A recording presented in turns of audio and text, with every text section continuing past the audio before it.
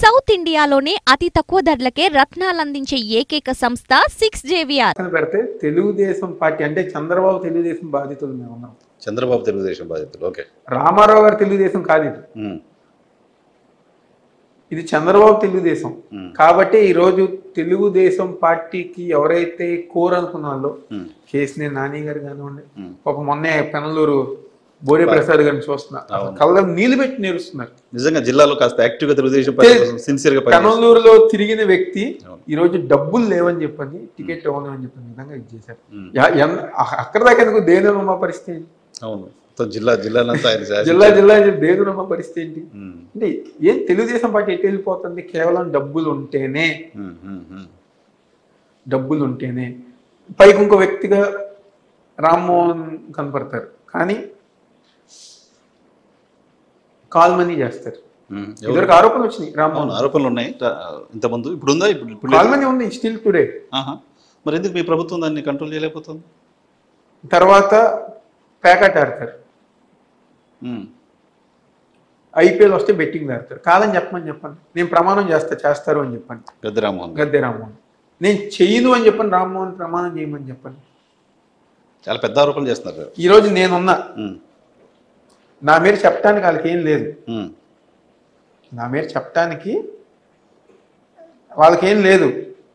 నేను వాళ్ళలాగా రైతు బజార్ కరప్షన్లో ఎప్పుడు పాల్గొనలా, లేకపోతే వేరే యాక్టివిటీస్, నేను చెప్పిన యాక్టివిటీస్ ఎప్పుడు పాల్గొనలా.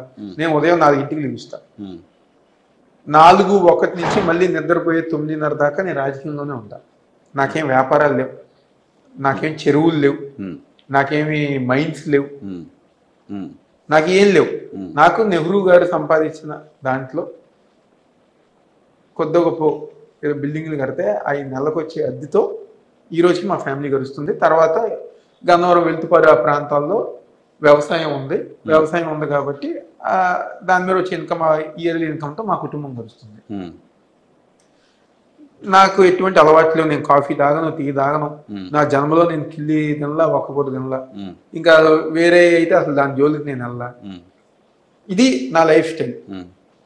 అవతల పక్కలది 9 బయటకు వస్తారు, పొద్దున 12 ఆఫీస్కి వెళ్తారు.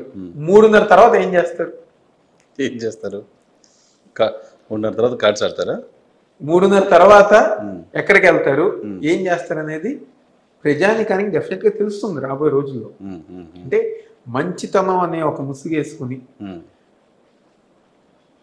అంటే ఆయన ఏది చెప్తే అది నిజం అనుకుని ప్రజానికం నమ్మే విధంగా ఈ రోజు లేరు. నిజాలు తెలుసుకున్నారు. మన కేసీఆర్ నాని గారు అంటున్నారు, 10 సంవత్సరాలు మీరు ఒక అసమర్థత ఎమ్మెల్యేకి ఓటేశారు. అసమర్థత వర్సెస్ సమర్థత.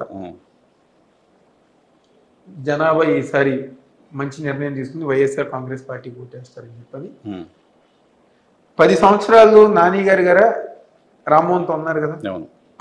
తన వర్కింగ్ స్టైల్ అన్ని తెలుసు కదా, అందుకనే కదా ఆయన మాట మాట్లాడింది.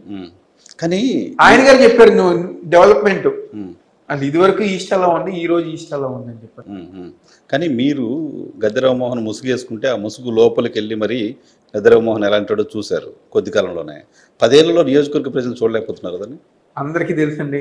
తెలుగుదేశం పార్టీ వాళ్ళకి ఎవరికి తెలియదా? తెలుగుదేశం పార్టీ వాళ్ళకి ఎవరికి తెలియదా? జనాభాకి తెలుసు. ఈక్వేషన్స్ బట్టి 2014-19లో మా క్యాండిడేట్స్ ఒక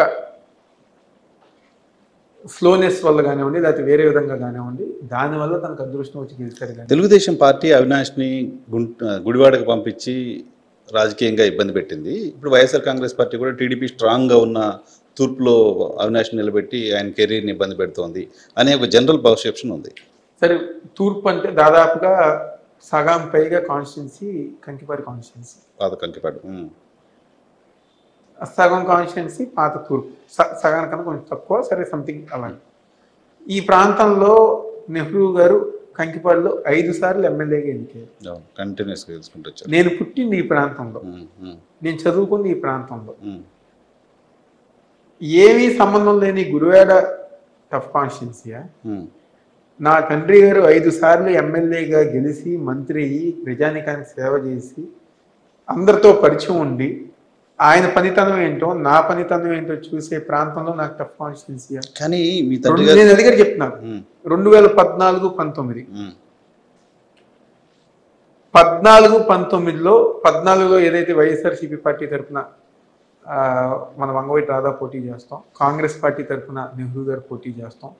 ఆ ఒక ఓట్ల చీలికలో రామ్మోహన్ ప్రెస్ అయింది. ఆ రోజు నెహ్రూ గారికి వచ్చిన దాదాపు 20,000 ఓట్లు గారు టోటల్ ఆయన ఓన్ బ్రాండ్. కాంగ్రెస్ పార్టీ అప్పుడు విలన్ గా చూస్తున్నారు, బ్రాండ్ నెహ్రూ గారు ఓటింగ్ వచ్చింది. 2019లో రామ్మోహన్కి వచ్చిన అదృష్టం ఏంటంటే మేము తెలుగుదేశం పార్టీ గురువారు వెళ్ళేసరికి మా 20,000 ఓట్ బ్యాంక్ దానికి షిఫ్ట్ అయింది.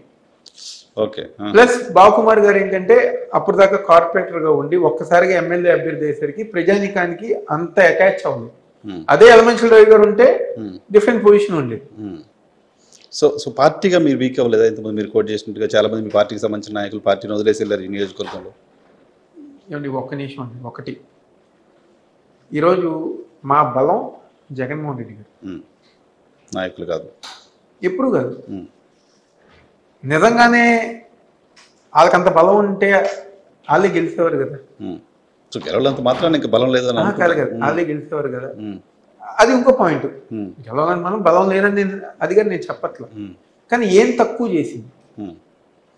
ఆయన సీట్ తీసుకొచ్చి మిమ్మల్ని కూర్చోబెట్టి తక్కువ చేసిట్టే కదా. ఏం తక్కువ చేసింది పార్టీ? ఈరోజు కార్పొరేటర్గా ఉన్న బాబుకుమార్ అంటుంది, నేను అంకులే అంట, కార్పొరేటర్గా ఉన్న బాబుకుమార్ అంటుంది ఎమ్మెల్యే టికెట్ ఇచ్చింది. తర్వాత ఇప్పుడు రాజకీయ ఈక్వేషన్స్, ఇప్పుడు తెలుగుదేశంలో పాప ముద్రబోయిన గారిని తీసేసి సారథి గారిని పెట్టుకుంటుందంటే దానివల్ల ముద్రబోయిన గారు అన్యాయం జరిగినట్టు కాదు కదా. ఈక్వేషన్స్ బలబలాలు బట్టి అన్నిటిని బట్టి తీసుకుంటారు. నన్ను తీసుకున్నారు. నెహ్రూ గారికి ఇక్కడ ఉన్న పరిచయం కానివ్వండి, వీటి ద్వారా అవకాశం ఇచ్చారు, ఇన్ఛార్జిగా బాధ్యతలు చెప్పారు. వెంటనే నగర అధ్యక్షుడిగా ఇది చేశారు. ఎక్కడున్న ప్రేమగా బాబుకుమార్ గారిని పలకరిస్తారు. ఏ పని ఉన్నా అన్ని పనులు చేయించుకున్నారు.